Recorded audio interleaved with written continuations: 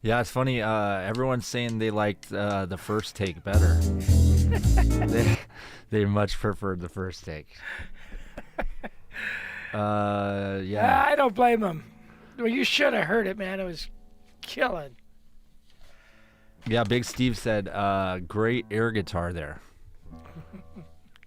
Great air guitar. Thank you. Thank you. Thank you so much. Hey, welcome to another live stream. Off to just a bang-up start. You'd have to edit all that stuff out there in the beginning there. So I got a new mic. Check this out. Testing. Hey, baby. Anyway, here we are coming to you live from Atascadero, California. And Wes is working the board. That's why we had no audio. Yeah, apparently there's a little eyeball on the Volt 4K source that that got clicked somehow. I don't know. Oh. Shut off the audio source. So, but what's hard is it's still registering here. I know, it's weird. So yeah. It's like, okay. It took me a second to figure that one out. But anyway, Gordon's here. How's it going, Gordon? Rob in Wisconsin. He was at the Harrisburg, the Artisan Guitar Show. Oh, really? How was that? His daughter bought him a VIP ticket to the show on Friday. That's a good daughter. He said he saw Shaw McGowan, 3 other great players. Henriksen amps, very impressive. Even the Bud 6. Awesome, man. Yeah, I'd love to go out to that sometime. That'd be sweet. And we can get you a Bud. You know, put in. We have a code. I think it's changed now, but it's on our website. It's on our website. Put that code in, and you get a discount on your amp. I think it's Guitar College 2025 or something like that. But it's on our website, so you can see it there. Good. Let's see. Yeah, sorry. Mike Brandenberger, what's up, buddy? Tom in Connecticut. Tom, what's happening, Rodney dude? down in San Diego. Let me turn this up a little bit. David Perry, Rancho Cucamonga. Nice. What's going on, David? Hey, Justin Hers here. Don Boudreau and Lanny. How's it going, Lanny? Lanny was at the live class last night. I got him all set up with his new computer on Zoom. So if you guys ever wanted to do one of those live classes and you don't think you can get Zoom working, just call tech support and I'll take care of you. We got Lanny all set up and he was there last night, so that was awesome. Yeah. And then Jim was also there last night. What's going on, Jim? And John over in western South Dakota. Gerhard, what's up, buddy? SSV Plus. James McNamara, how's it going, James? Good to see you, man. And Pat Evans, I have no audio, or I have audio now. Needed to tie the string to my soup can. Did that ever work? I mean, I did that as a kid. Did it ever work? Never really worked, did it? Right.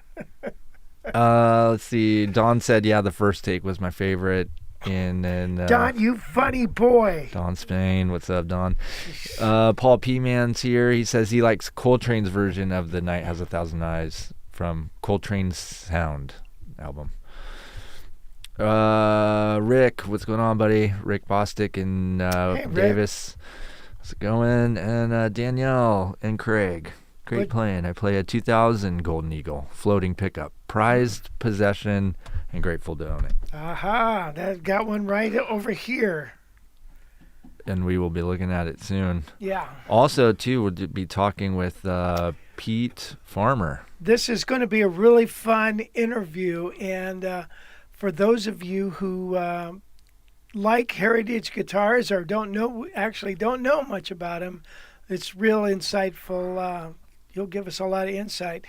Pete has a video on YouTube, and are you going to post that link for that? Yeah, the link's in the description, but yeah, it just kind of we'll give you a little tour of the factory and kind of walk you through. Pete walks you through some of the stuff, so we'll show you that and then talk to Pete. So if you guys have questions about heritage guitars, yeah, that's get them ready because Pete's the guy to ask. Probably about guitars and Archtops in general too. So That's true. That's true. He's the master builder there at Heritage.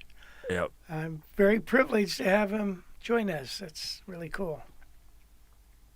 Yeah. Yeah, man. And then we're also going to ask him about that H717. I don't know if you guys have seen that yet, but that's the new like $13,000 Heritage that they just kind of unveiled recently. Mm-hmm. So yeah, we'll have that as well. Yes. Mark Wilkerson has a Eagle Classic, which he got from me. It was an Artist in Age one. And also the 516, which they didn't make too many of those guitars, but it is a really sweet guitar. And we'll have to talk about that later. Anyway, welcome, Mark. Nice to see you.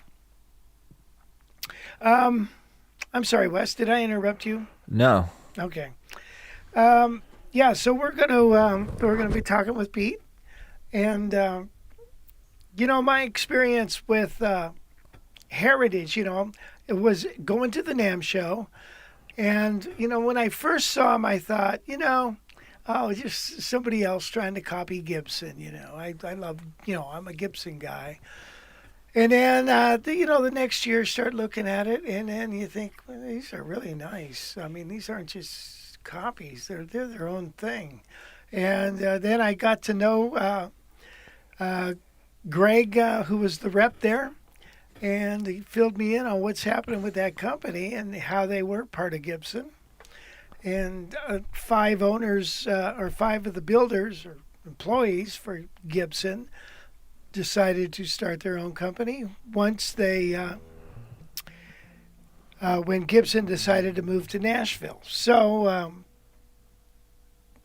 there you have it. Then they started their own, and now they make Heritage, and they've been doing that for 25 years, something like that.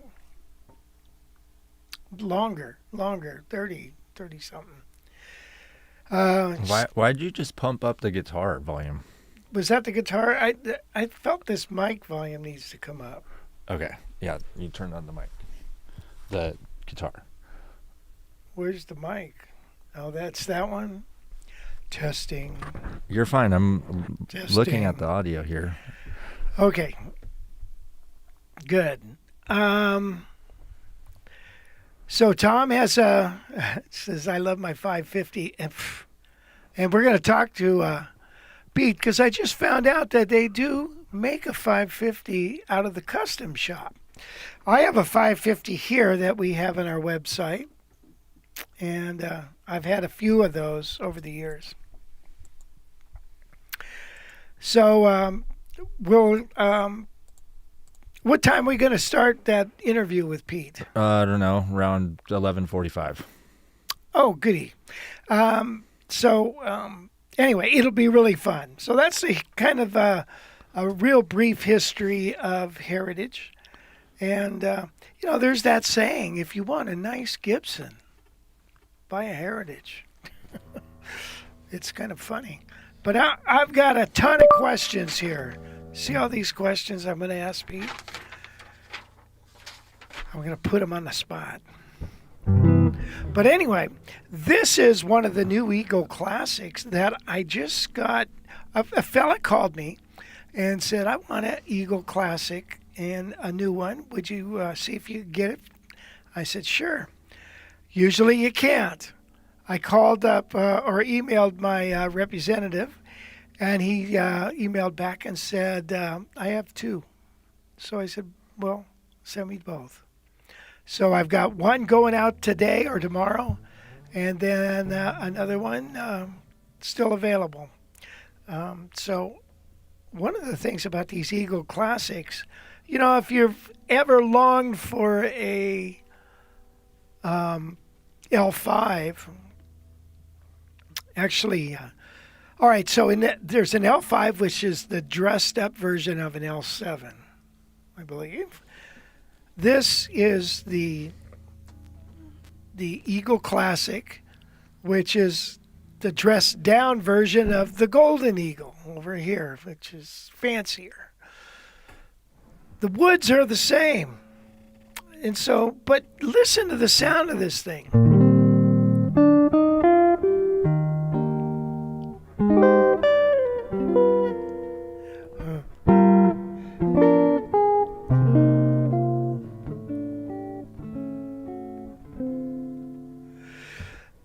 Beautiful sounding guitar.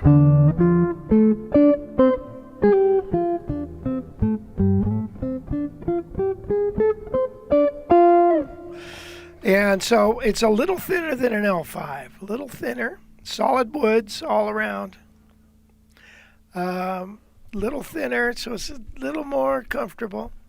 And I want to talk to Pete about this headstock angle, because if you can see here, the angle of Heritage has a 17-degree angle. And I personally do believe that they did that for a reason. Give more down pressure on the nut. And even though you're fretting the guitar, some people say, well, that's only gives you more sustain on the open strings. But I disagree. I think it gives you a little more on even when you fret the guitar. So, there's so many different variables for a guitar, and especially a jazz guitar, because if we're just listening to the nuances of the guitar, everything matters on this thing. Anyway, so we're going to talk with Pete about that. Dagnabbit. But anyway, that's the Golden Eagle. I think it's got a Seth Lover. That's an Eagle Classic. Oh, yeah. What did I call it? Golden Eagle. Sorry. Yes, Eagle Classic. Thank you. It's got a large headstock. We all know that. Why? Again, more mass, I believe. One time I bought was actually a 60s Super 400. This was a long time ago. I think it was 60s, maybe 70s, I don't know. But there was hardly any angle on the headstock. And you look at it, it's almost damn straight. And I thought, that is really weird. And I never liked the sound of that guitar. I don't know what it was about it. It just never sounded good to me. So I sold it to a dealer up in Canada. Anyway, enough of that. So I've got this available, and I'll work you a good price, but I can't tell you what it is unless you call me. Wes, do you have any other And you news? can find the number to call at guitarcollege.com/for sale and see all the rest of the guitars that we have for sale. We got a bunch of them in there. So yeah, give us a call, which this is back in stock, right? That's what you're holding? 20? Yeah. So I have to change that. But yeah, numbers and stuff are all over this website. So check it out when you can, guitarcollege.com/for sale. And you'll be ready to rock and roll. Speaking of for sale, you just sold a guitar. Refresh my memory. You sold a D'Angelico. Oh yeah, one of the 16s that we showcased last week. Yes, you're right. That's all packed up and ready to go. I just got another one. I got another one from D'Angelico. They sent it out right away. I was really happy. So that's a sweet sounding guitar. Yeah, it's like the EXL1. It's brand new. It just came out last week. So we were able to get a couple of them. But yeah, super cool. Kind of a little less of a headstock going than the other one that has the big kind of thing on the top with the metal piece and stuff. So it's a cool guitar. It's definitely a cool design. They were really excited about it. If you missed our show last week, we talked to Justin, the artist relations guy from D'Angelico, about this new design, and they're really excited about it. So if you want one, give us a call because we can get. We have one in stock, and we can also order them for you, and probably get them out within a week or 10 days. And you'll get a free $300 value membership to the Guitar College library, and he sets it up and puts his custom gauge strings on there, which all the guitars that you see today are all going to have these strings on here. You can find them at guitarcollege.com/strings and order them right here. So all the guitars have these same strings. And then you were last night where was a live class that was pretty cool. Yeah, we did a live class on turnarounds, and it's amazing how you can spend 2 hours on turnarounds.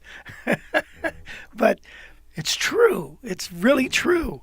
Turnarounds are all over the map. You can use them not only as measures 7 and 8 in a AABA song, but you can also use them as intros and endings and all that stuff.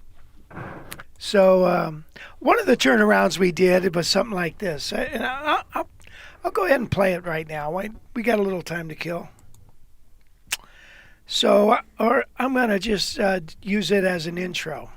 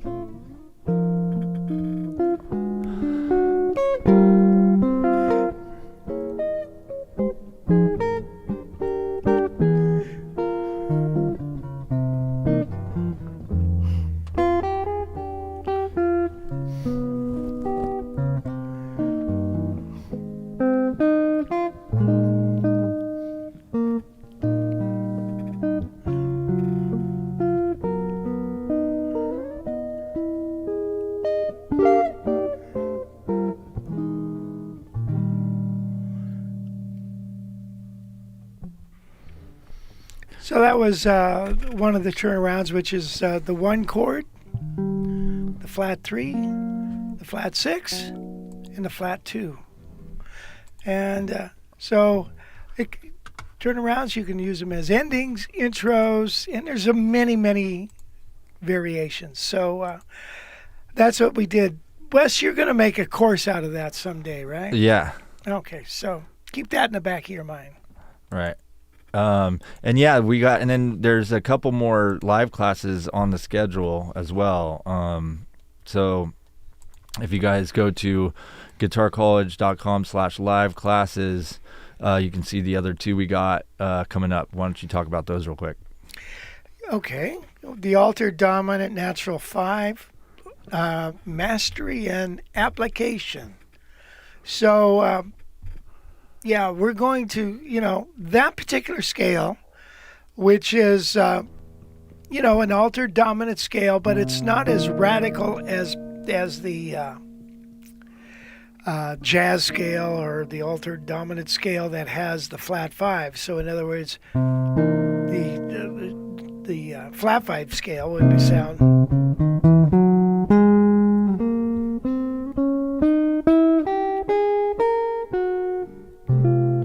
So, but this one has the natural 5.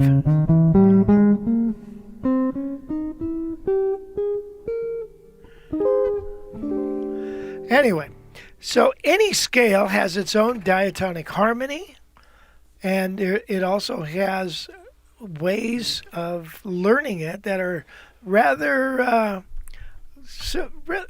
tricky. And I find that we're going to experiment, and I'm going to show you some ways that you can really nail that scale. Hear that scale?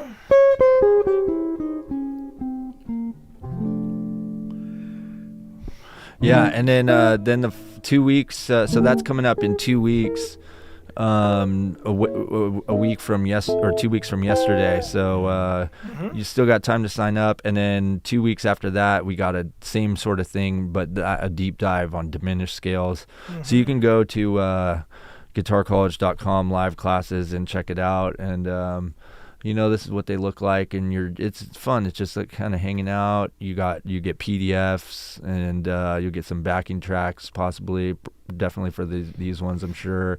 And you're just with a group of big old group of people, and you can ask all the questions you want, and it's fun. It's relaxed, and you get a lot out of it. And then right when it's over, about a half an hour later, you can rewatch it too. So it's pretty cool. So you'll have it at your disposal along with all the materials that come with it. So just a killer deal for $44. So go to guitarcollege.com live classes to get your spot for these next two. These next 2 ones are going to be big ones for sure. Yeah, they'll be good ones. And really, I encourage you to do it if you want to change your plan. Right. Man, it really is something. I'm going to switch guitars here because I want to show them. We also have a brand new 575, which you we need to get. We're getting close here to getting out to Pete. So, did you want to talk about the Golden Eagle that we're kind of featuring today, or first, or? Okay, we'll do that. Yeah. I think all right, that's so a better plan. Hey, pan the camera so they can see all my guitars. All right, I'm a collector, I guess. I just can't help it. But what's nice about guitars? All right, this one you were looking at right here. First off, that's a 550. Now that one is on the website. It's for sale. This one here is my Kenny Burrell. It's an 18-inch. Okay, I'm keeping that for a while. And that's a gorgeous guitar.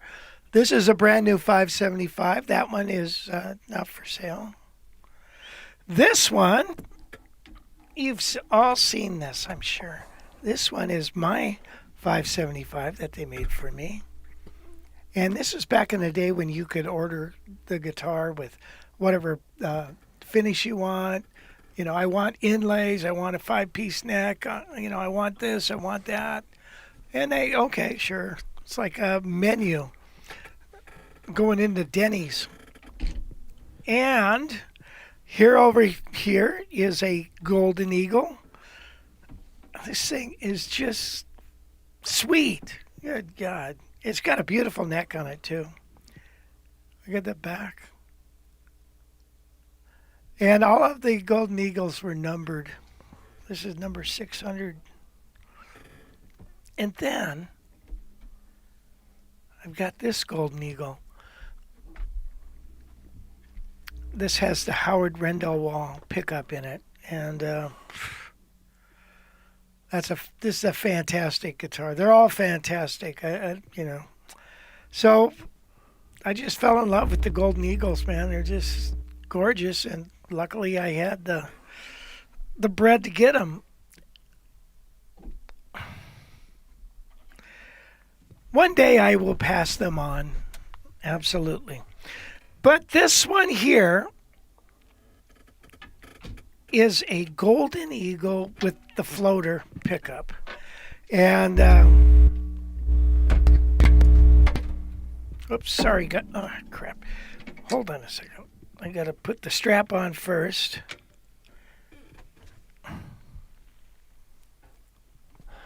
So yeah, there's pictures of this guitar here on our site too, if you wanted to go check them out. This one's right at the top here, but got several pictures. It's got a really cool back on it. Yeah. Yeah, and it's a 96 or 98.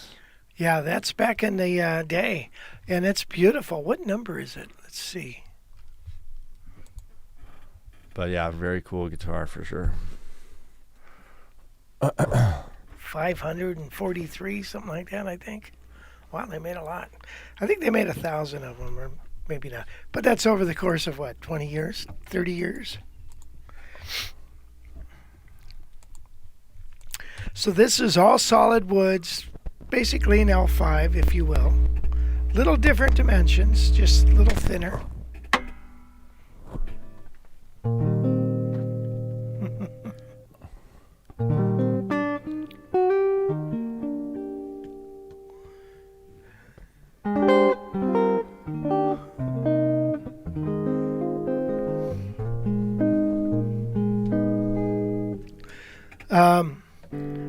It has a installed tone control on it.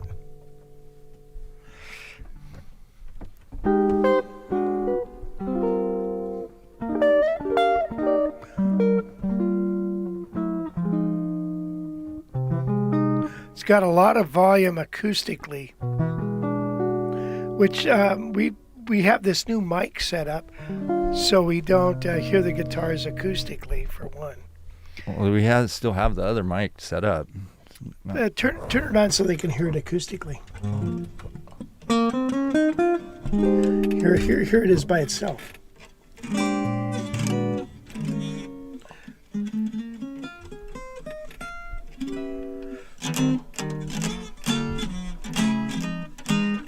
It's got that big box sound.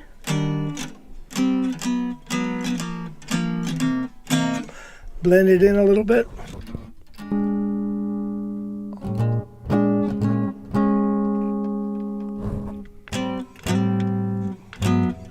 You have it on? Yeah.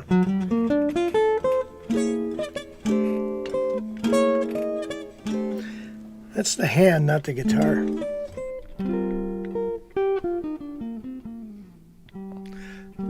Anyway, so yeah, this Golden Eagle, I mean, you can see I've got a few guitars. I can't hold on to all of them. But so this is available on the website. They, they made them. I've got a couple questions for Pete, but we'll get to that later on. Anyway, if you want to take a quick look at this. Yep.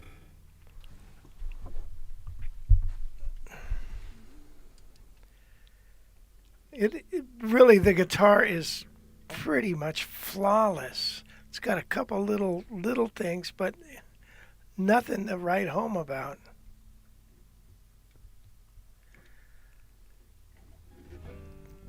And it, of course, has their 5-piece neck.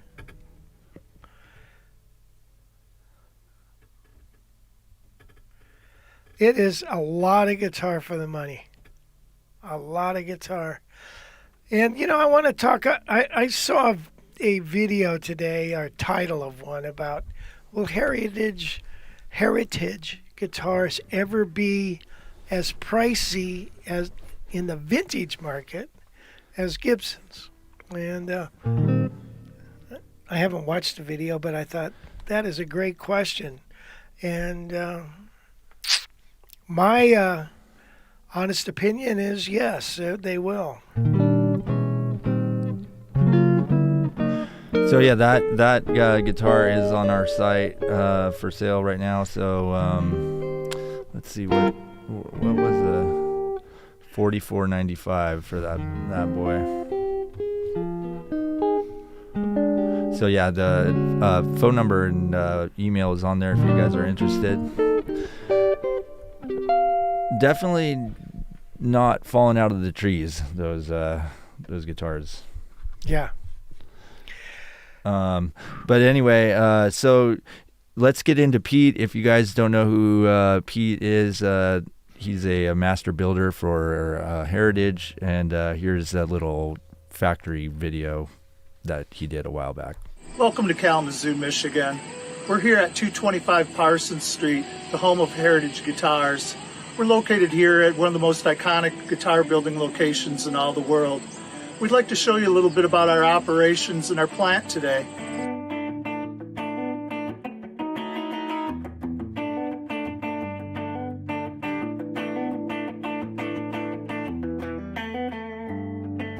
We have a number of great vendors we work with that help to supply us with the finest lumber available for the instruments we make here.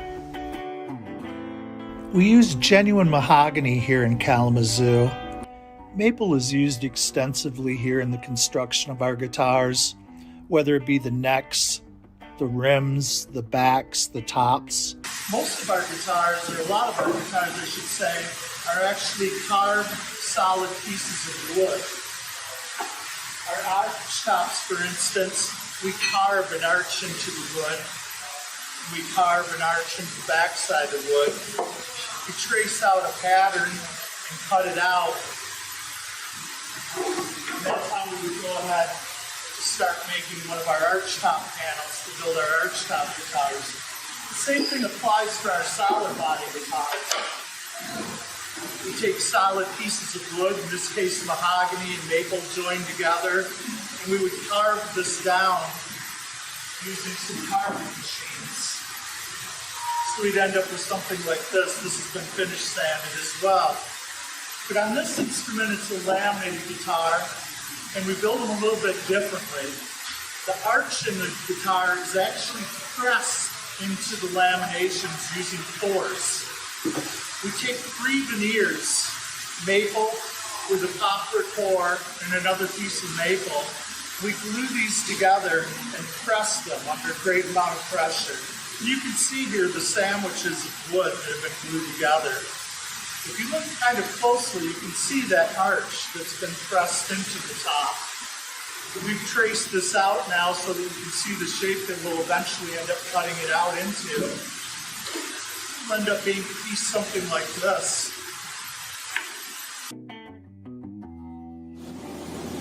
After we assemble the guitars, we come in the morning and unclamp the necks from the bodies.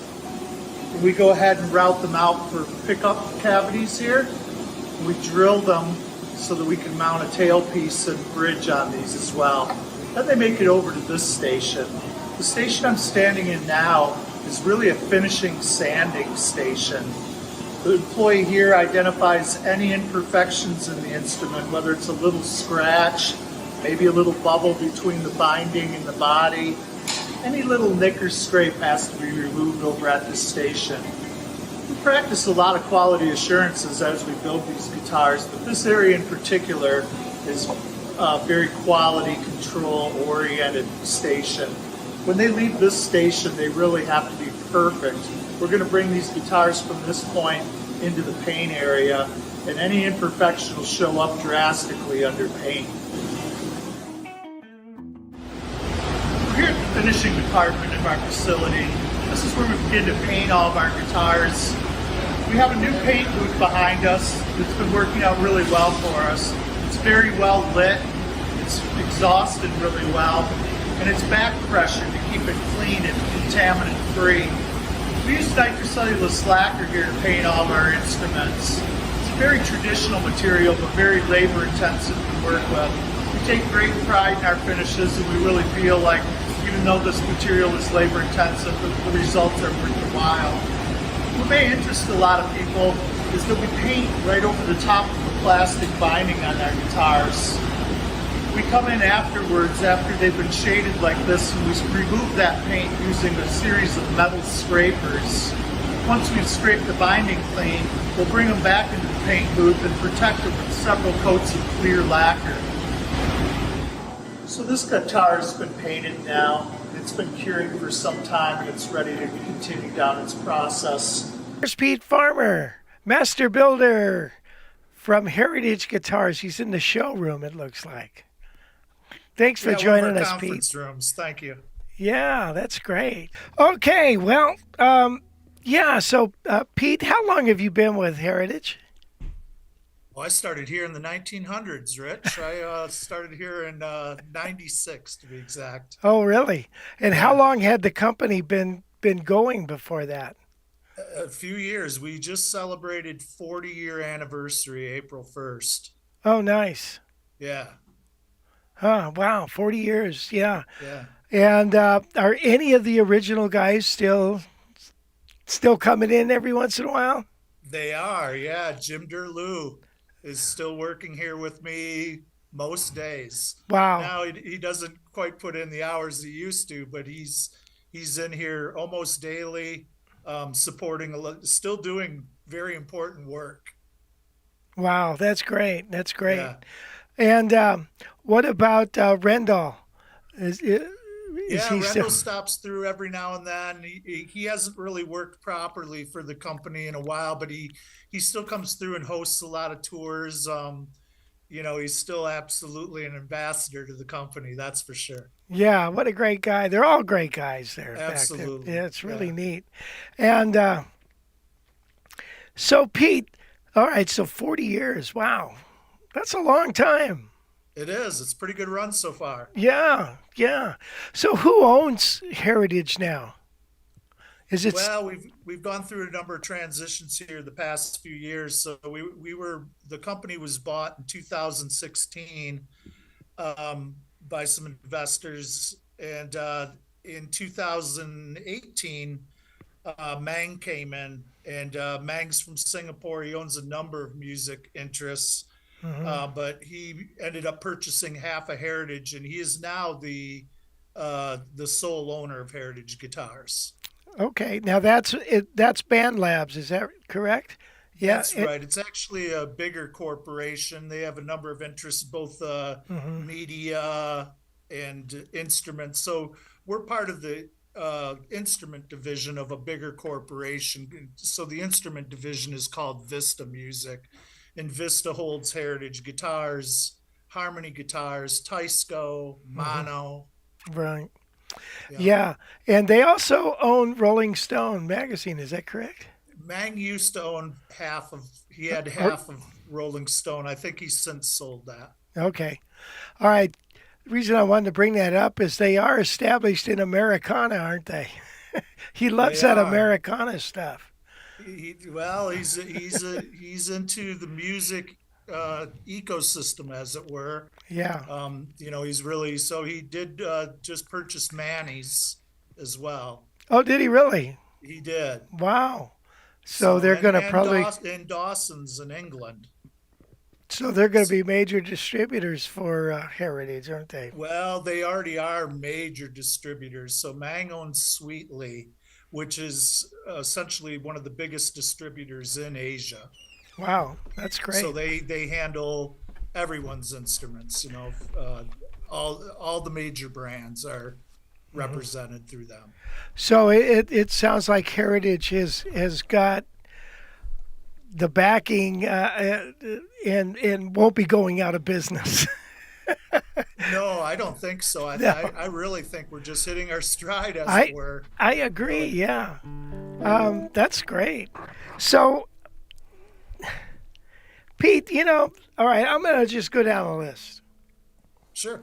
How how many guitars do you guys build a day, you think?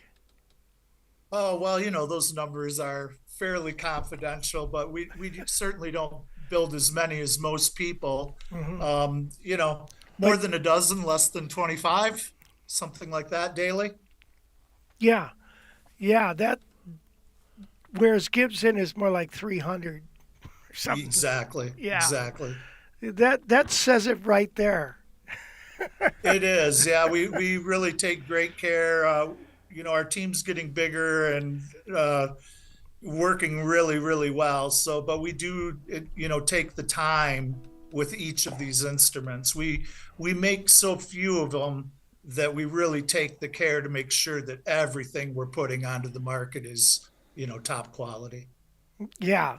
And the guys, are emailing me and always saying, do you think since these other entities have has acquired heritage, with that the quality will go down? And actually, I feel the quality is more consistent, and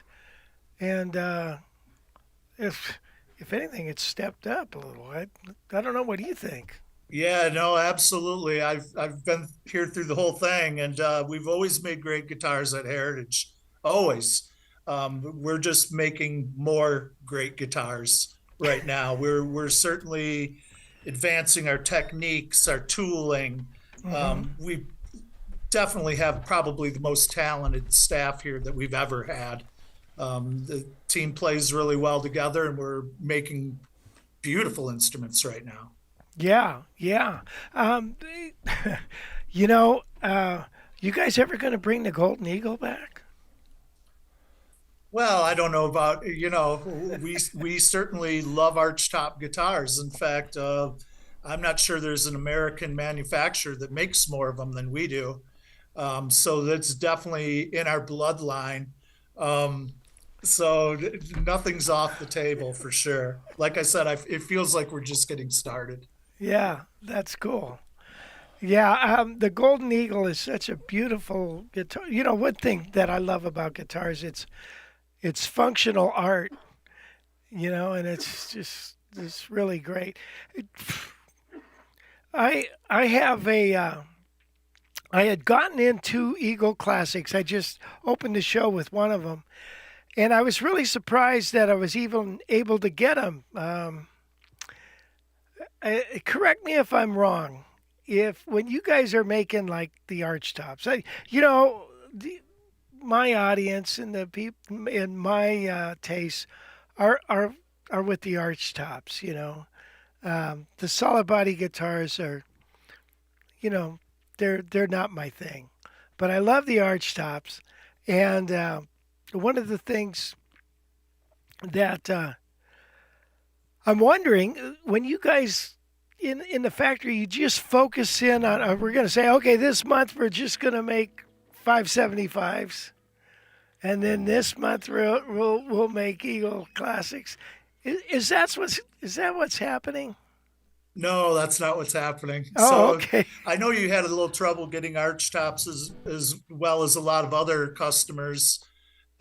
We really slowed down. We really had to make some major changes around here, designing equipment and stuff. So, and quite frankly, I had a lot of custom guitars to catch up on a few years ago. Hmm. So we weren't really able to build the arch tops at the clip we'd like. Now that has since shifted. So about the last 2 years, we've really been building arch tops at a proper pace.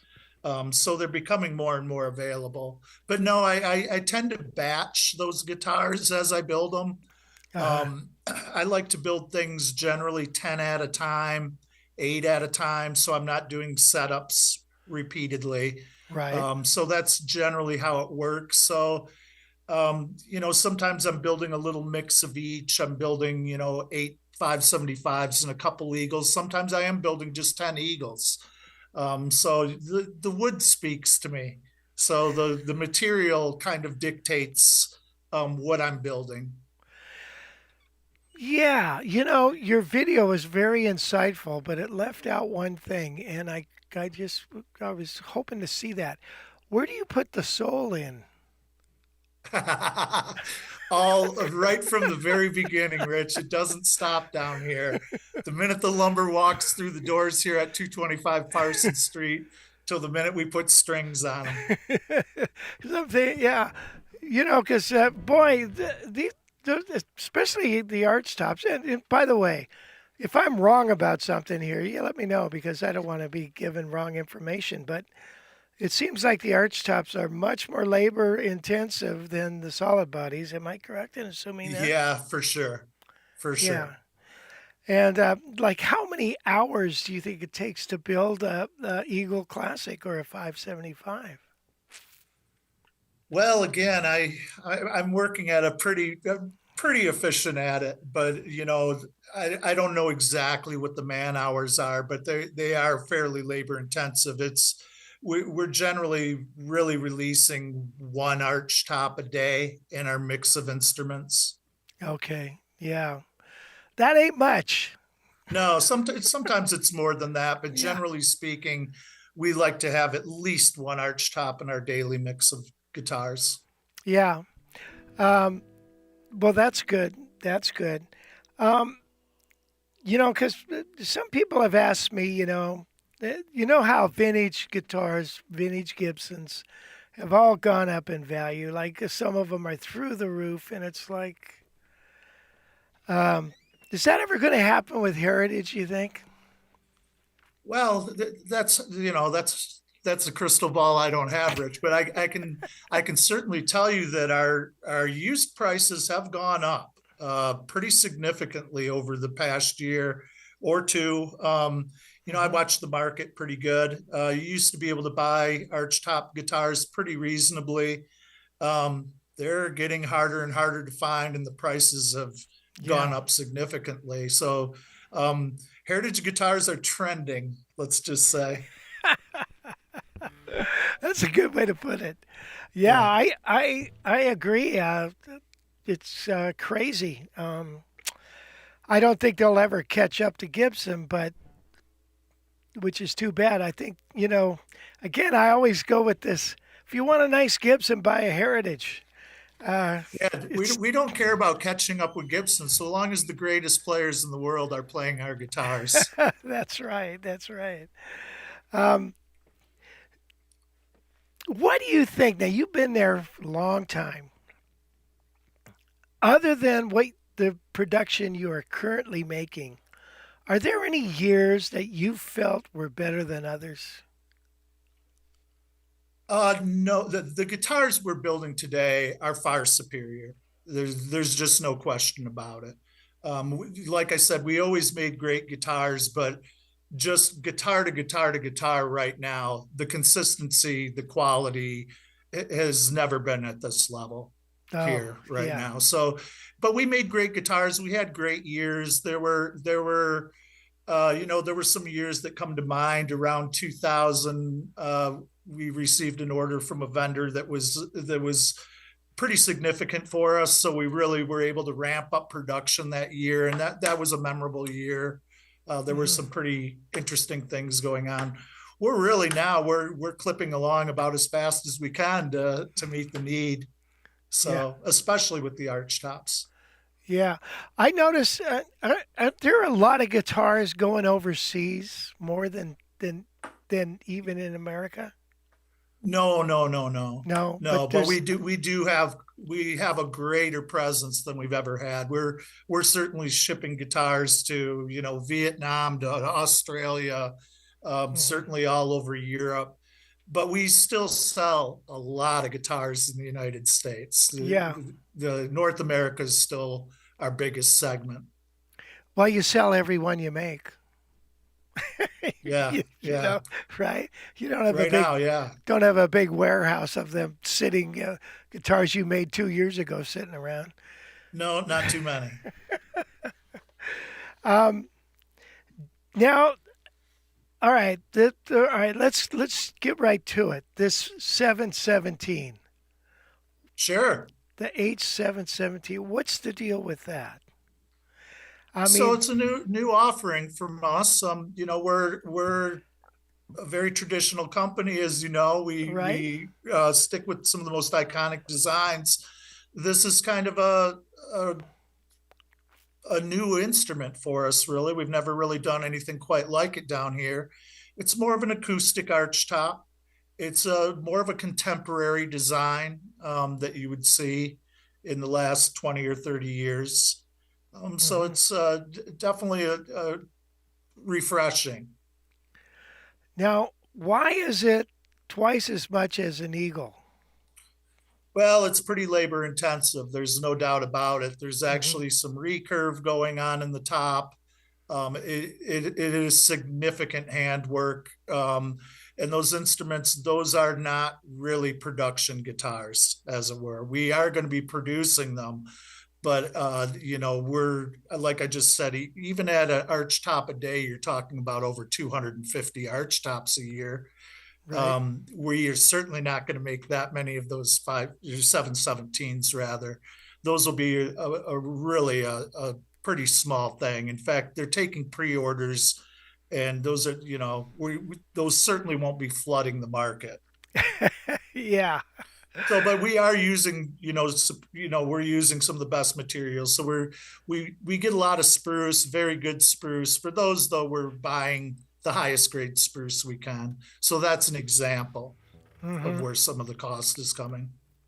On a tone wood like a spruce, is it better to have grains tighter or bigger?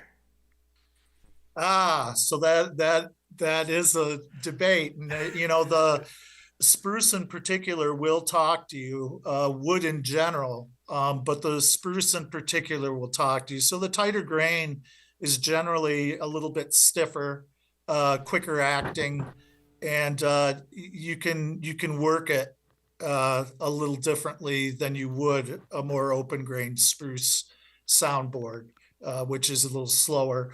We like to keep the tight grains in the middle, going out to the wider grains towards the edge. Hmm. It's just a preference for us. We like the stiffness to be in the center of the soundboard, as it were. So when we're joining tops, we're pretty particular about where the grain is. Yeah. I mean, that's an art form right there. Just you talking about that. I mean, that's crazy. Yeah, You no, just, it's real. These some of these boards, you'll get them and look at them and you'll think it's one thing, and as you start working it and pressing it, you realize that it's not what you thought it was. And those spruce tops in particular, those soundboards, we try to work those to optimize each one of them. the 575 is a solid maple top, right? That's right. And solid Yep. back. How come they don't make a solid maple 17-inch? Oh, that's a really good question. Maple tops generally aren't as sought after in the archtop community. Everybody wants a spruce soundboard for that acoustic bump, and I get that. Personally, I have an 18-inch with a maple top. Do you really? I do Oh, personally. So because I like the sound of the maple. I like that. Spruce is beautiful, but it's kind of high endy. But if you like that dark throaty tone, I think the maple is kind of. yeah, the maple can be good. Obviously we've made a lot of laminated arch tops that sound fantastic. I know. So you know how it is, guitars. They can all be very individual. We always say we always treat them like they're kind of our children. We like to believe that they came from really good stock. Some of them go to university, some of them go to community college. You know what I mean? Uh, they can really vary from instrument to instrument. Yeah, yeah. I that the idea of solid maple 17 really has just intrigued me for a while. Um, and I thought, I wanted to ask Pete that. Why? How come you guys don't do that? Maybe you'll do Yeah, the. we haven't done that very often. Like I said, my Super Eagle comes to mind. There was a Super Eagle with a maple top, another one before my time that was made for Hartley Peavey. Mm, mm. Well, So I know there's at least two of them out there. I have my Kenny Burrell there, up there. That's my Kenny Burrell. That thing is so sweet, and it's signed by everybody in there. There's a bunch of signatures inside there. That's really cool. Um, so, um, yeah. The other thing I wanted to ask you. So, like on this guitar, Pete. So the back is a split back, right? I guess is that Yeah, split back? Yeah. So that means it's solid, right? it is. Yeah, Yeah. that's definitely a solid wood back. So yeah, that's another reason why I was wondering if it's solid maple split two pieces of wood, why can't you just make a solid without it being split? It's an excellent question. Um, the answer is the growing season is in Michigan is rather short. We don't grow that big of trees here.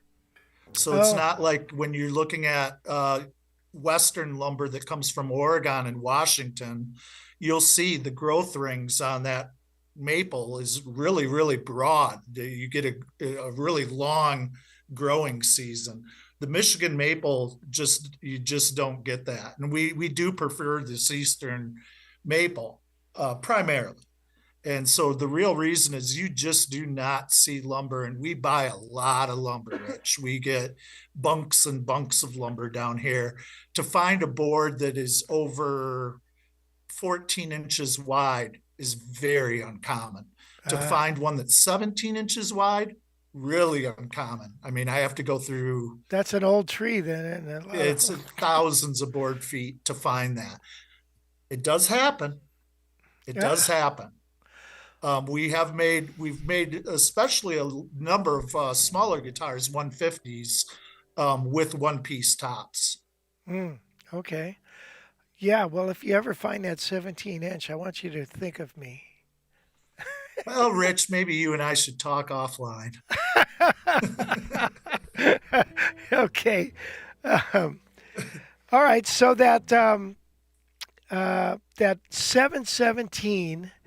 Now, are dealers ordering those, or is that something that you buy Yeah, I believe they're direct? available for pre-order. I'm not, that isn't really in my privy of what's going on. So Hmm. I don't know how many they pre-sold. I know that it's certainly strummed up some interest. I will be bringing the 717 to Dallas with me in 2 weeks. Oh, great. So if any of your viewers are in the area and they want to Right. come check it out, I'd be more than happy to show Now, it to them. now, which show is that in Dallas? Is that the Arling, the No, Jimmy Wallace is the oh, Dallas Jimmy's? International Guitar Festival. Yeah, that festival is so loud. Oh my God. Oh, jeez. Yeah, there's a Yeah, we're lot of players a there. lot of players. It's a fantastic festival. But try to in that one building. It's really hard to talk to somebody. I'm getting old. Beats the alternative. Yeah. So, all right, right here is a 550, and I noticed your custom course shop is make you can order a 550. Ah, No, ah. I can make a 550. I bet you could.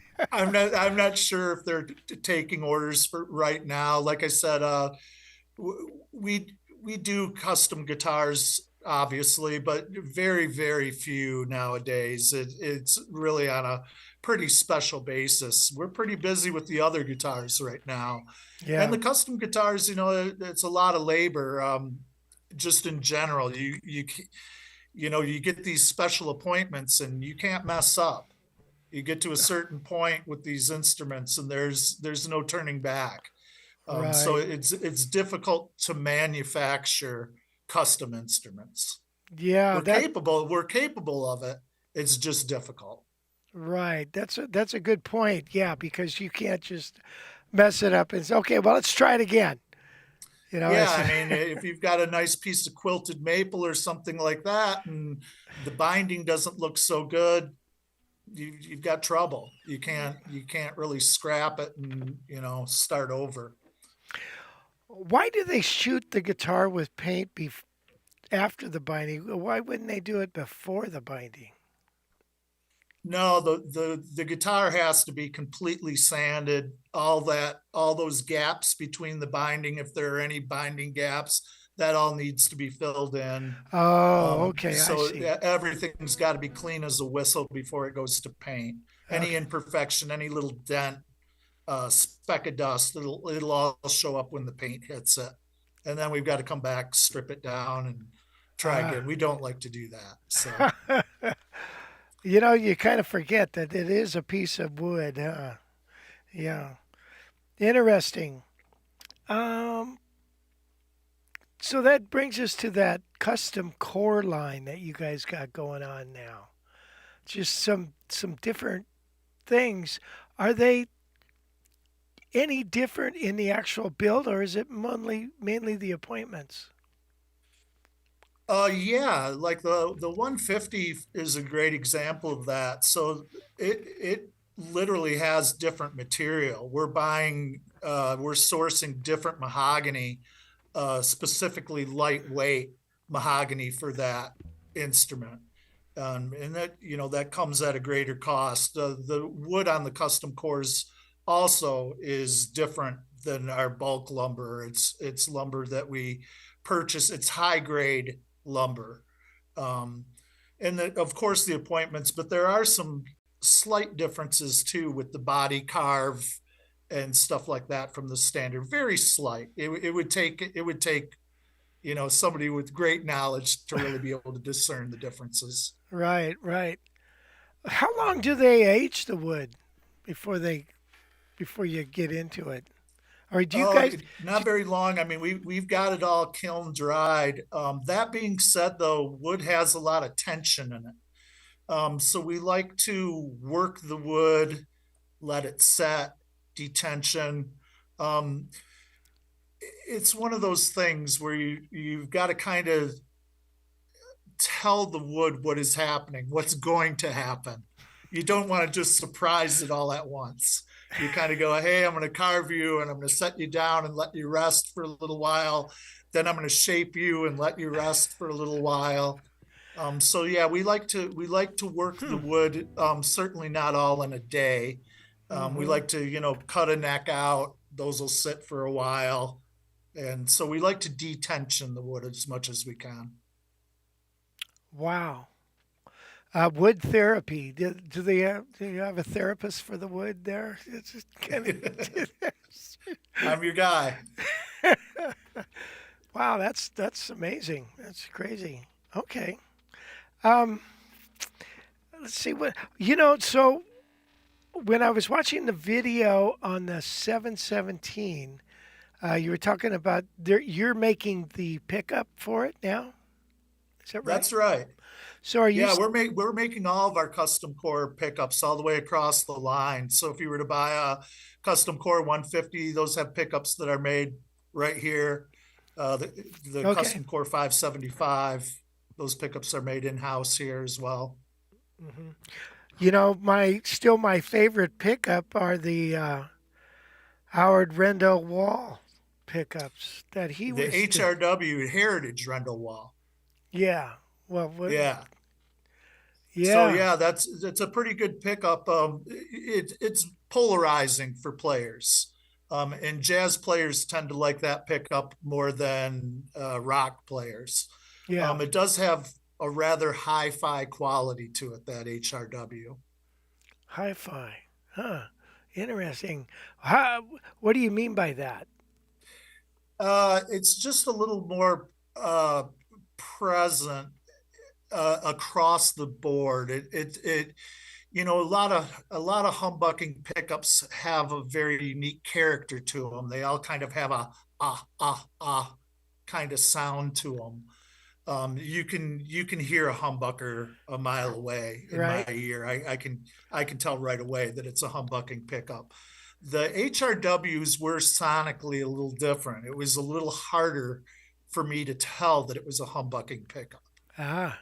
Yeah. I think that pickup's fantastic.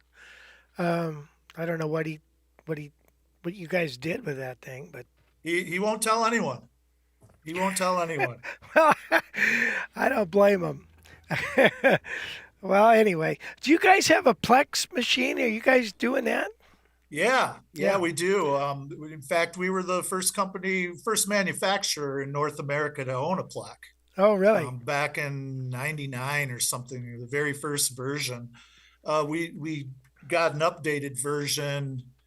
Oh gosh, 2019, Hmm. something like that. In fact, the guys from Plek brought it to NAM to show it in Anaheim, and it went from Germany to Anaheim to Kalamazoo. Aha, nice, nice. So yeah, every single instrument here is plecked, and we work with some of the harmony instruments as well, and those are plecked as well. Really? Wow. Yeah, yeah. Um, I tell you, I just love the frets on like this new Eagle and the 575. What size are those things?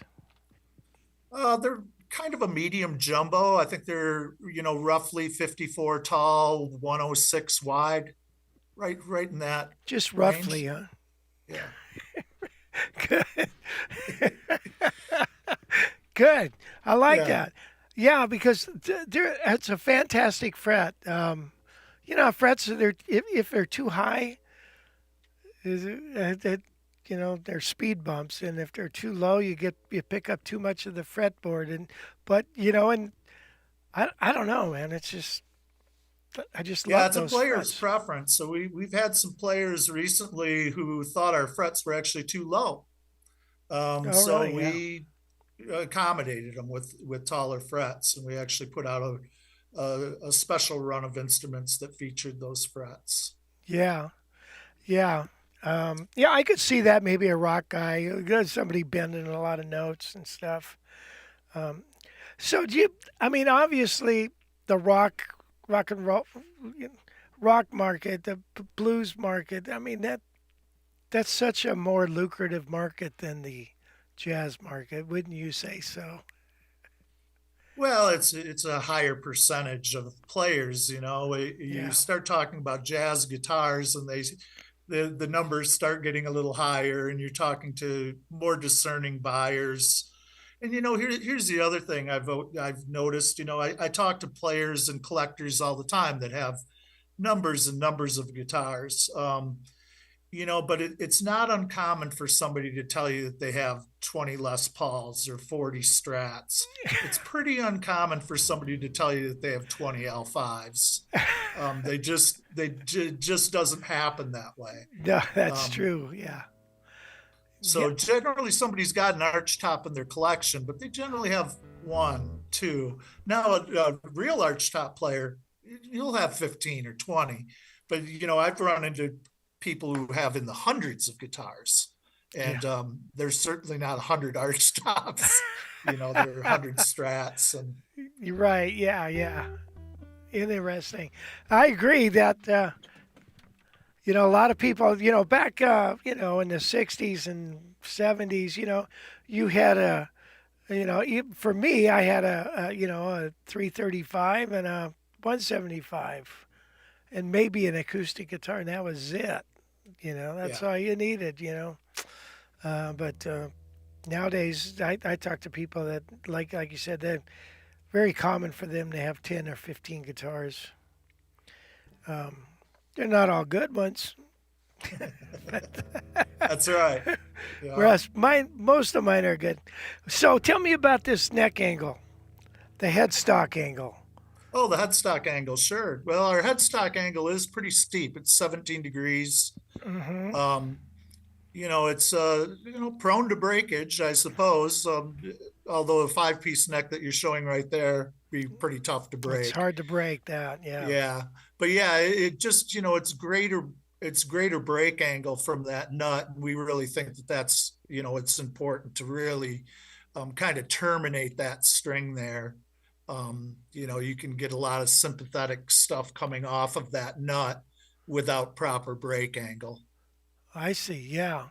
Because I've noticed, I was talking earlier, I had a Super 400. I forget what year it was.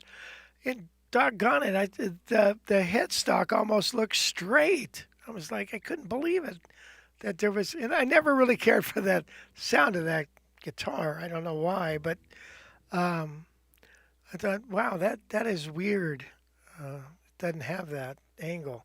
So I agree. I think that neck angle is pretty important.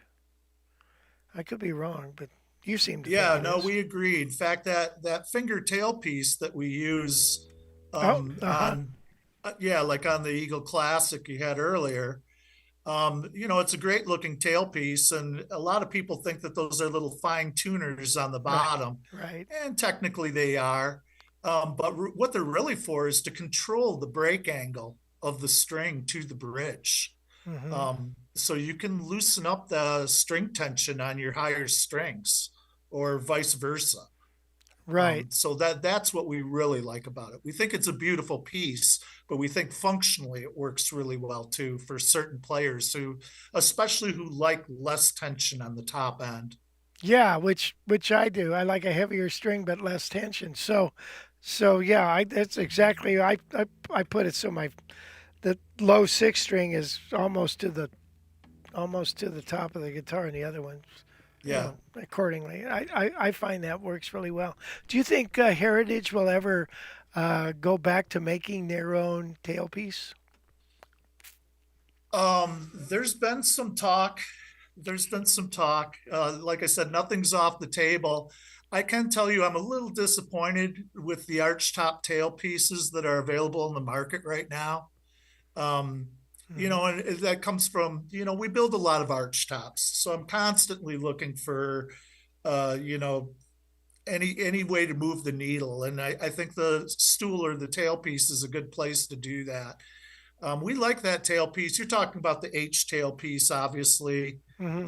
that we had made by Schaller Hmm. for us. And unfortunately, Schaller, you know, stopped making those parts for us. Hmm. Um, but yeah, we work with some of the best vendors in the world, and we have real ideas of what we think a proper tailpiece should be. Um, but that's a discussion that's way higher up the food chain than me. Yeah, really. Yeah, I thought you were the man. No, So I'm part of the team. You need to talk to the manager, the team owner, or something like that for that. yeah, it's I've been talking to my grandson who has a machine shop, and he has designed a tailpiece for me. But he hasn't made it yet. But the theory behind the tailpiece was that it could be fixed here and still be able to move forward or backwards with and can lock it in. Because on some guitars, I feel like it's nice to have a longer string. So I have the That would help you to create your break angle with an yeah, adjustable stool. yeah. So anyway, we're talking about that. And so I think it's a great idea. Like on a Birdland, I have a Birdland, and I love that guitar. But it definitely makes the strings real tight. It's Right. just so short. Um, so if you could lengthen that out a little more, I think it would be. All right, so I'm just giving you that idea for free. Yeah, I'll take it. Thank you. Wes, do you have any questions for? No. Okay. Hey, how old were you when you started with Heritage? Because Oh, I was young, full of hope. they beat No, it out of you. actually, I was 29 years old. I was the by far the youngest employee at Heritage Guitars by a number of years when I was hired.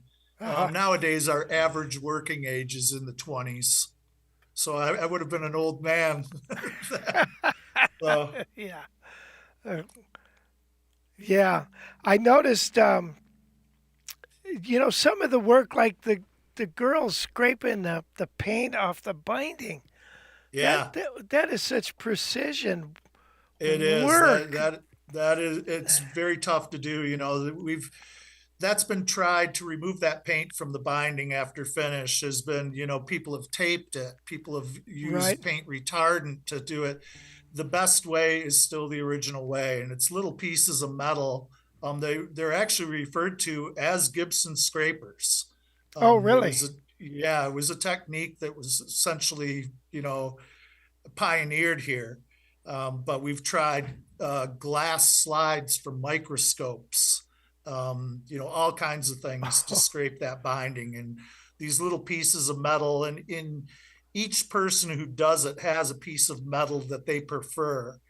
Some of them have a number of them for different areas of the guitar. Hmm. But yeah, that scraping is no joke. It takes a lot of training to be able to do it very smoothly and not get it choppy, not to get into the wood itself. Right. Yeah, very, very tricky job. Yeah, it is. And I was watching. There was a couple of gals back there doing it when we were back there, and I thought, God dang it, man! One little slip, That's it. and and oh, Yeah. gosh, yeah. Do you think Heritage would ever make a archtop, or even be able to make an archtop that would be lower priced, like 2,500? How would you even be able to do that? We, you know, we want to be in every segment if we can, but the fact of the matter is Heritage is a prestige type of brand. Now we did introduce those offshore models, and that is the idea, is to get players into our guitars younger at different segments of the market, and have them become aware of the brand earlier on in their journey. So that's important to us for sure. So yeah, I mean, the short answer is yes. We'd like to probably accommodate that same style of thing. I mean, not every jazz player can buy a $40,000 instrument to play, and we'd like to accommodate them. I don't know what that looks like for us right now. Hmm. Like I said, we're pretty busy, and we are adding some things to our line. Um, you know, Pretty frequently. In fact, there's probably a few things coming out soon that you'll be interested in. Nice. So you said you had a line that was offshore. I never heard of that. Yeah, it was just released. Heritage released an offshore line called Ascent, and Oh, it's a really low priced instrument, but they're very much, they very much have our DNA in them. The 150 looks like a 150. The 535 looks like a 535. And they're making a newer line called the Ascent Plus, and those just came out, and those are closer to that $1,000 mark, that segment of the market. mm, So, and we're wow. hoping that helps people to graduate to the U.S. made instruments from Yeah. us. Yeah. Well, that's so they have the dimensions and what have you of some of They your do, other they do. guitars, and so Definitely have our DNA. how can they build the things so dang cheap? It's amazing.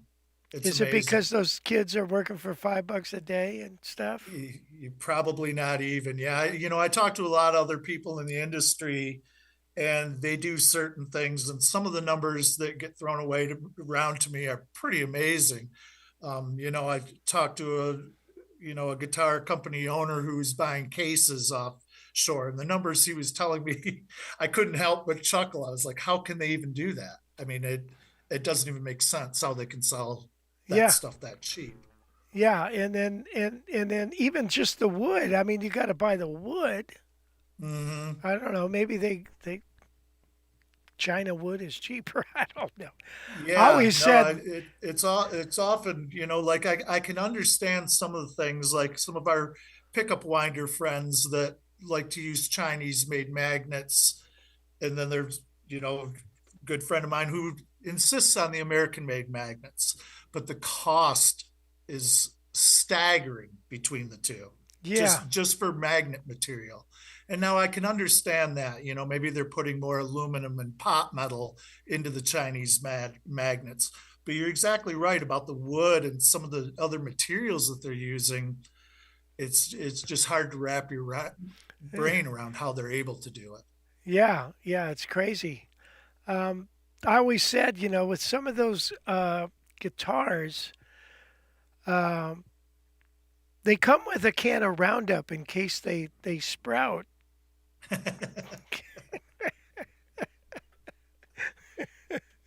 Anyway, that's my attempt at humor. Well, I think you've answered everything on here, Pete. Is there Great, Rich. is there anything that you'd like to say about anything? By the way, No, I mean, you definitely need to keep an eye on this company. That's for sure. Like I said, I think we're really picking up steam.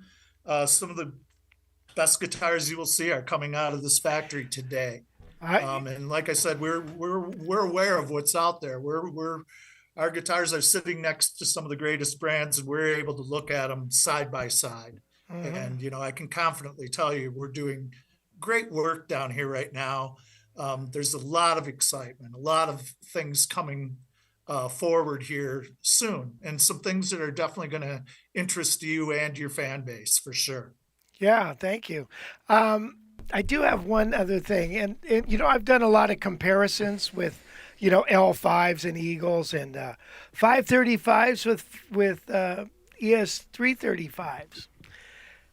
I don't know what it is. I don't know why does a Heritage 3 or 535 sound better than a ES 335. I don't get it. Why is that? Well, it's again, they go guitar to guitar.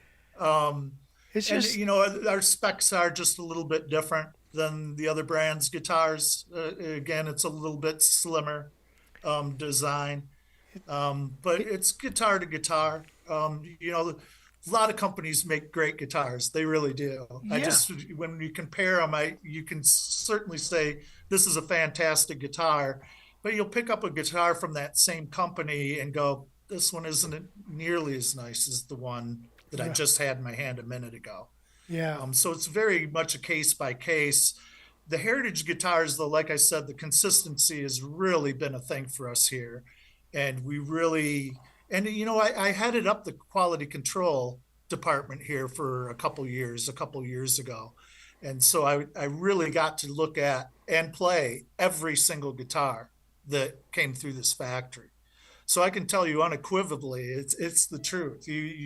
We call it running the rack. You'll have an 8 rack of 8 guitars, and even if they're all black 535s, a lot of times you'll find one, and you'll go, "Hey, come on over here. You got to try this one."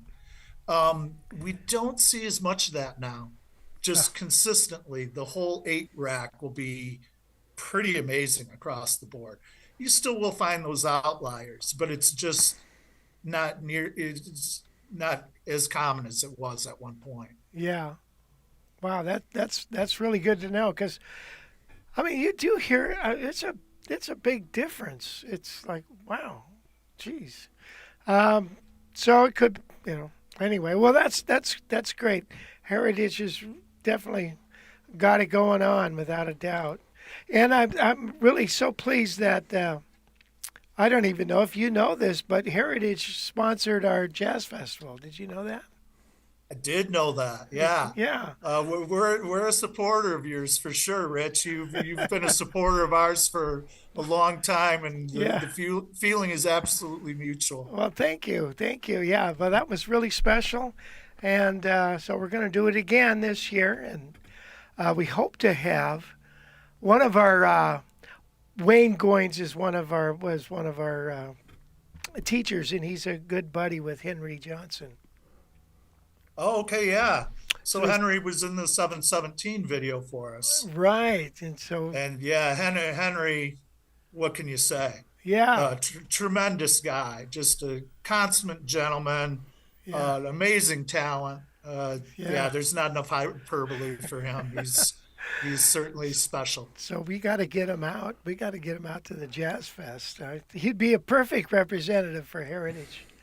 Come on out Yeah. there. Yeah. Well, we've certainly got some good ones that out there. Kenny Burrell, obviously, and Mimi Fox, Yeah. who's just unbelievable, lovely person. I David watched Becker. Mimi at one point at a NAMM sit down with a player and essentially gave him a free 15-minute lesson, knew right where they were at as a player. And she sat right down and went, I'll never forget it. No, It was that's like she nice. just gave you a master class for, that's Mimi Fox. That's nice. That's So beautiful. great teacher, great human, fantastic player. Yeah. Yeah. Well, There are a couple quick questions here okay. from viewers. Andrew was curious. He has a 2020 Eagle Classic, has fleur-de-lis inlay on the headstock and 12th fret. Is there any way I can find out if that was done custom by Heritage, the inlays? It's a 535 guitar, right? It's a 2020 Eagle Classic that I traded a few years ago. With a fleur-de-lis in the headstock. And 12th fret. Yeah, I don't recall that guitar at all. And that's pretty uncommon. I would have definitely had hands on that. I did make a 535 for a customer in France that had a fleur-de-lis on the headstock. And I remember that instrument quite well. And it was around that time period. That's why I bring it up. But no, I don't remember any Eagle that ever had a fleur-de-lis on the headstock. Certainly not from 2020. I would have absolutely remembered it. Interesting. okay. Well, there you go, Andrew. And then Danielle was wondering, are the carved top guitars currently made to order? Options, sizes, body depth, lead times, question mark. No, the custom shop is really not operational per se. Very special instances. Major artists, influencers. High dollar clients, but we're really not taking. In fact, we kind of had to shut the custom shop down, as it were. And I know that my guy has, pages of people who are interested in custom guitars. And Yeah. the custom shop has really been closed essentially since the pandemic. We have been making some custom guitars. We just have not been actively taking any orders for them at this point. Yeah. Got it. And then Tom is wondering, if someone called Kalamazoo and ordered directly, what is the wait time for a Heritage Archtop? It depends. There might not be any. There might have been one that came off this week that wasn't allocated to a dealer. But it could be a wait. That would be a question you could call down here. But the chances are pretty good that they could get you one, rather quickly. They'd be better off going through me.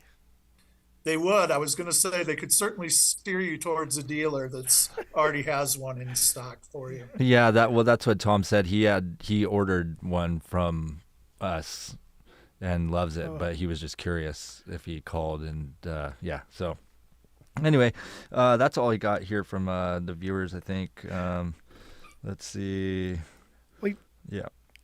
I had an Eagle Classic that I got from you, and you put inlays in it, and that guitar sounded so nice, and you said you did something extra to it. Yeah, thank you. I remember the build quite well. What did you that, do? That was a case of where we had closed the custom shop down, and so when you asked for fret markers, it became a thing. We had to, because again, now it's a one-off instrument that we really have to take care of and watch all the way through the process. But yeah, I had a large hand in that instrument. I handled it pretty much personally. Yeah. So some of the things we were essentially building you a custom guitar without it being a custom guitar.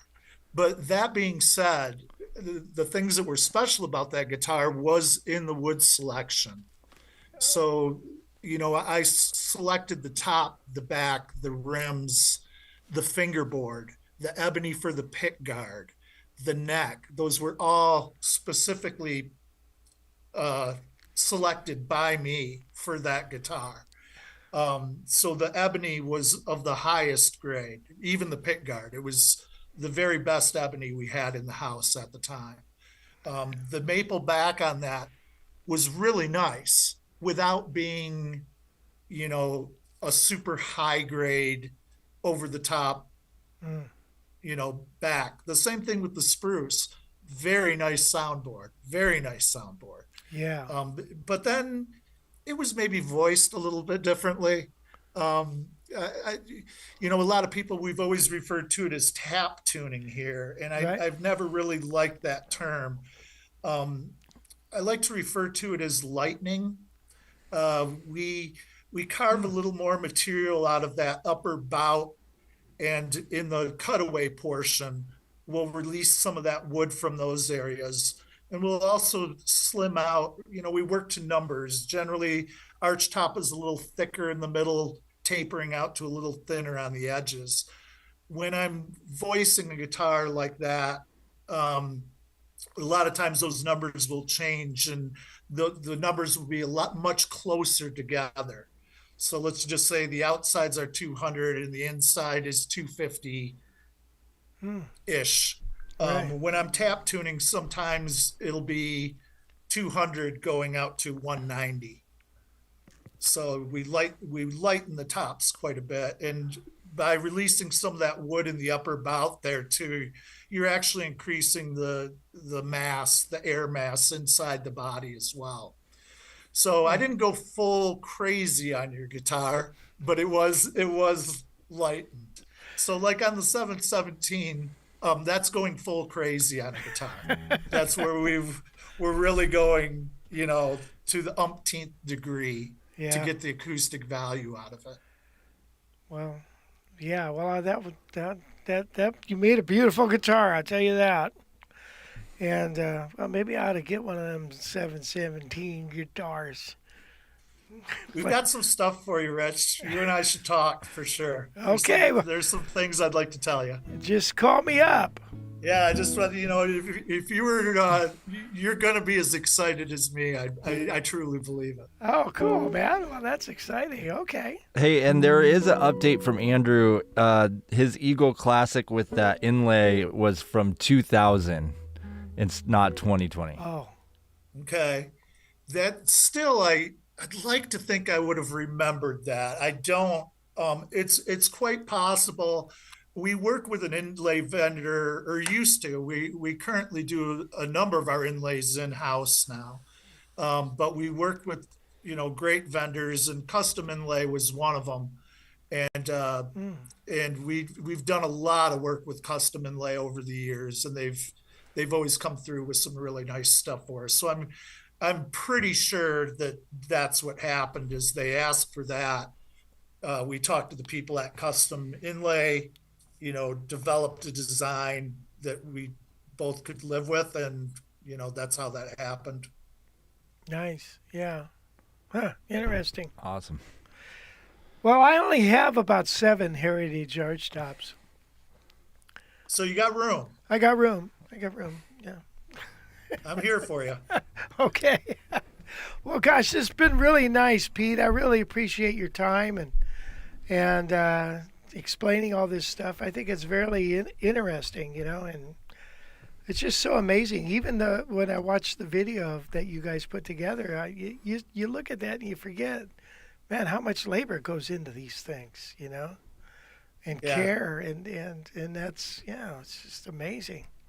So, but anyway, well, thank you again. And again, you guys out there, anybody who wants a Heritage guitar, you let me know.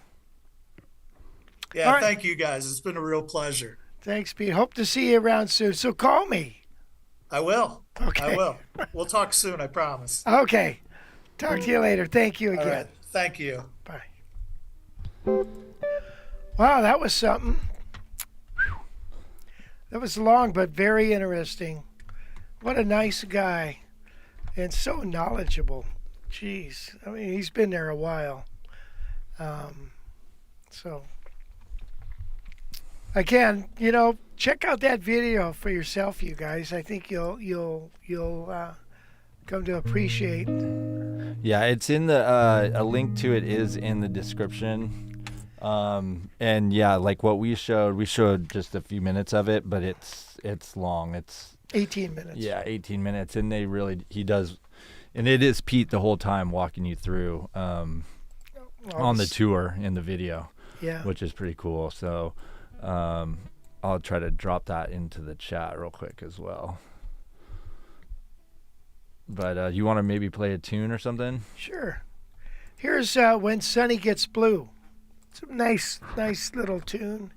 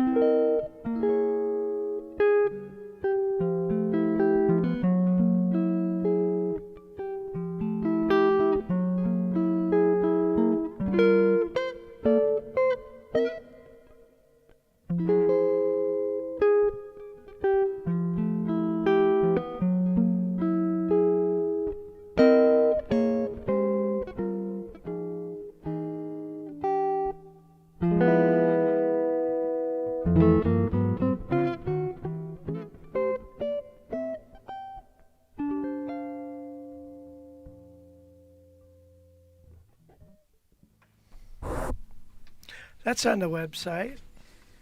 You can pick up that arrangement. It's kind of that arrangement, it's... Anyway, yeah, sorry for that mishap in the beginning with that stupid iPad. Yeah, that was crazy. I like took my tuner off and I set it on the iPad, yeah. and it Has like a rubber thing on it or something that like.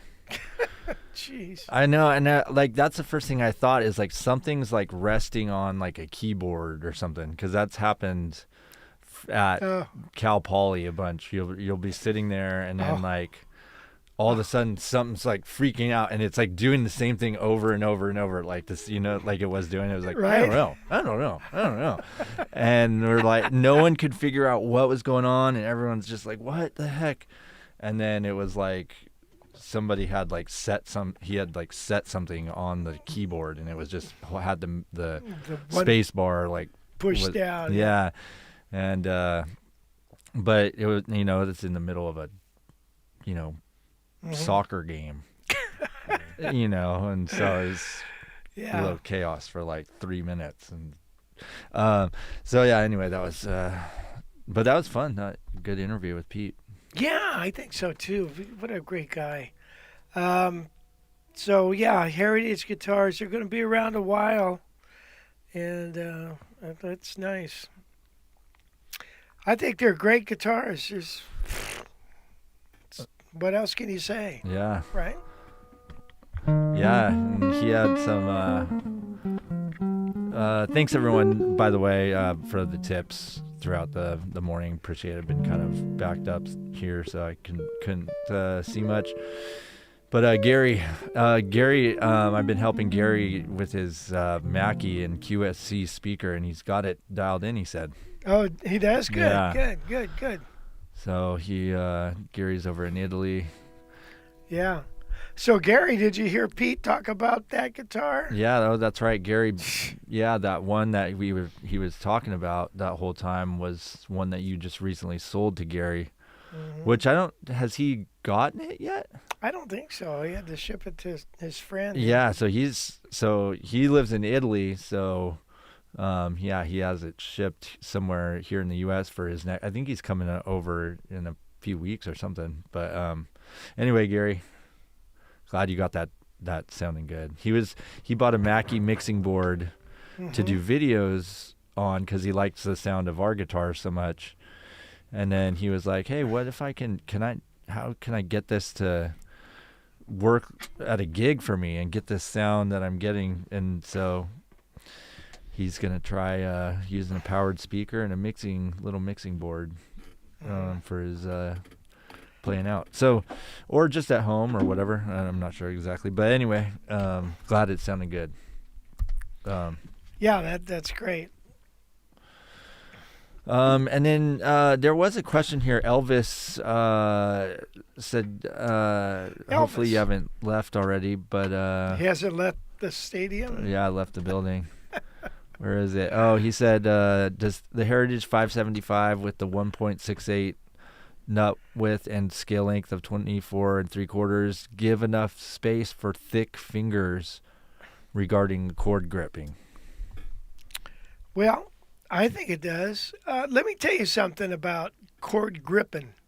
I have come to realize that if you have real light action, real easy action, you don't have to press down so hard. Now, when you press down hard, because the action's high, it spreads your finger out. And so then it hits the other strings. If it's easy, you could just get the tip of that finger on there.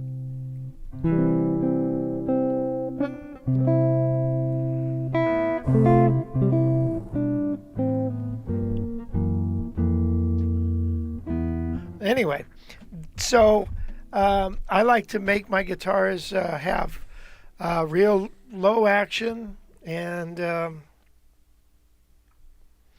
so then I don't have that problem. I actually like even a thinner nut, if you can believe it. One thing too we forgot to mention is next week we're doing our live stream on Wednesday. Oh, instead good. of Thursday. That's right. Because you're. We'll send out a reminder to you guys about it. But yeah, I've got a gig down in SoCal. Yeah. not a music gig, video gig. Is that the surfing people? Yeah, but not surfing.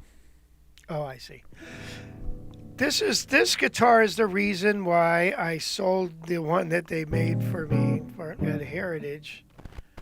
It's because I had bought this. It's just prettier.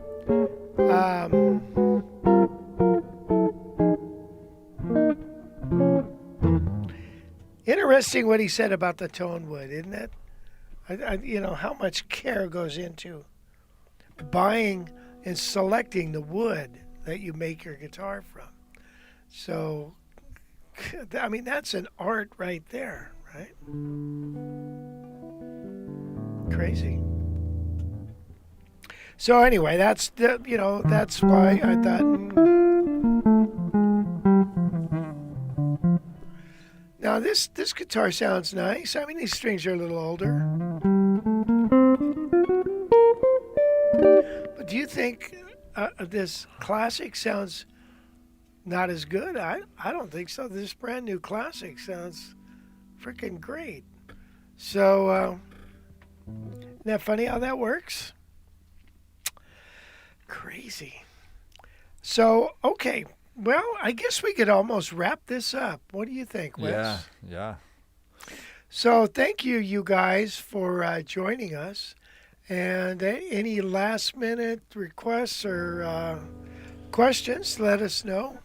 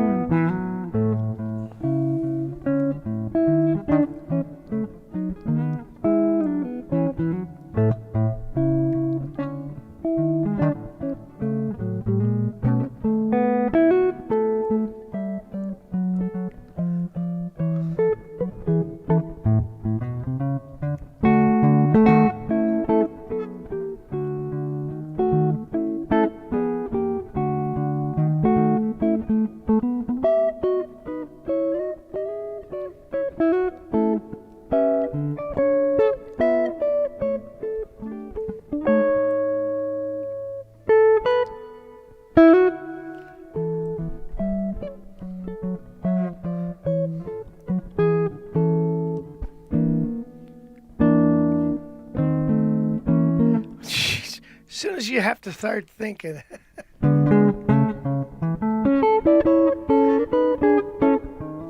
The mind is a terrible thing.